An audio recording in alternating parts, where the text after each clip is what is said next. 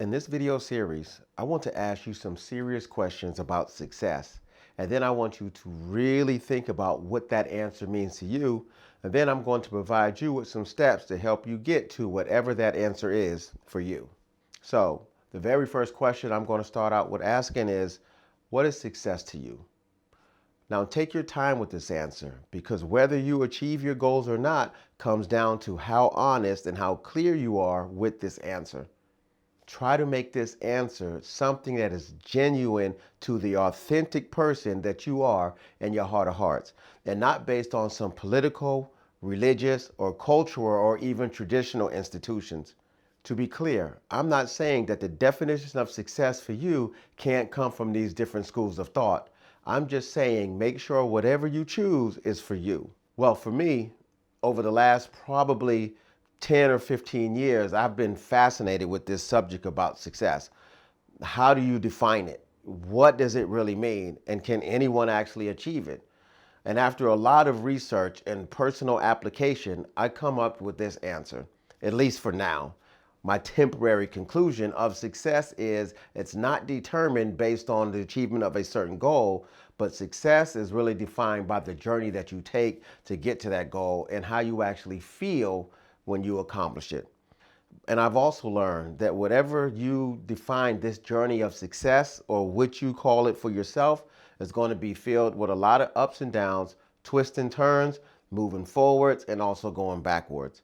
I've also learned another thing about success-minded and successful people is that they never give up. Yep, we might suffer some setbacks, encounter some obstacles, but we always pick ourselves up and keep searching for solutions instead of focusing on the problems.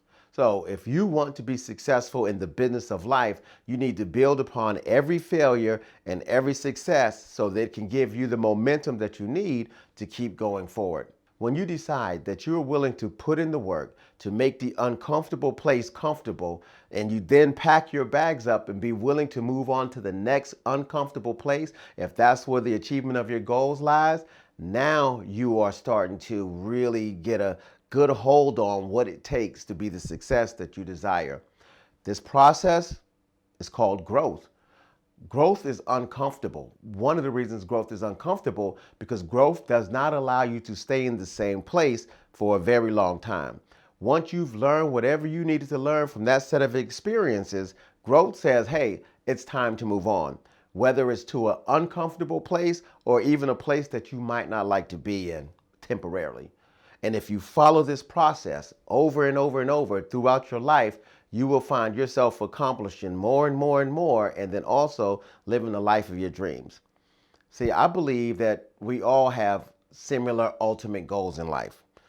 One, ultimately, we want to be happy. Two, we want to have a meaningful life.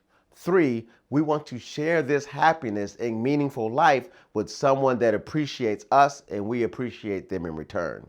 And four, for me at least, having a living and lasting legacy even after I'm no longer physically here. And five, which kind of fuels all of these for me, is I want to have no regrets.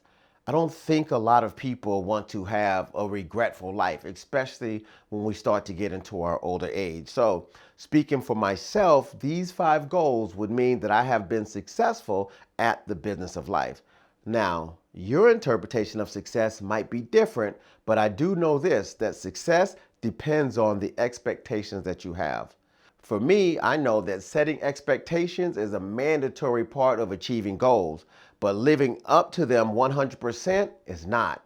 To be honest, most of us are not going to live up to our goals and our expectations 100% of the time. But the secret to goal achievement and ultimate success is the ability to learn from our experiences and apply that knowledge to the next set of obstacles and setbacks. So, the next question you should be asking yourself is, what is your expectations?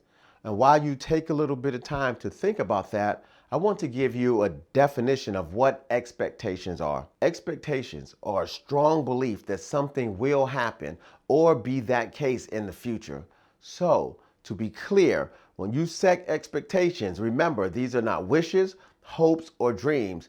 They are a strong belief that something is going to happen. Take me for instance.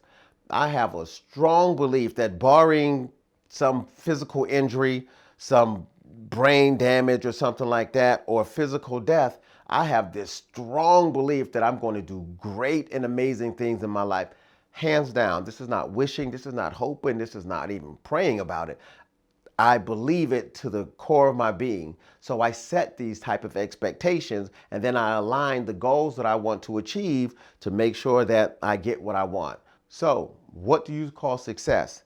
And what expectations do you believe have to happen first to manifest that success?